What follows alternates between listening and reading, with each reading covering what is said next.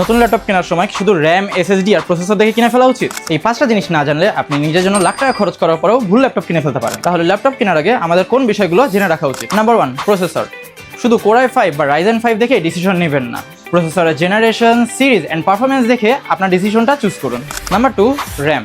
আপনি যদি light work বা অফিস ওয়ার্ক করতে চান তাহলে 8GB আপনার জন্য বেটার অপশন। বাট আপনি যদি multitasking, editing or professional work করতে চান তাহলে 16GB আপনার জন্য হবে বেস্ট অপশন। Number 3, display.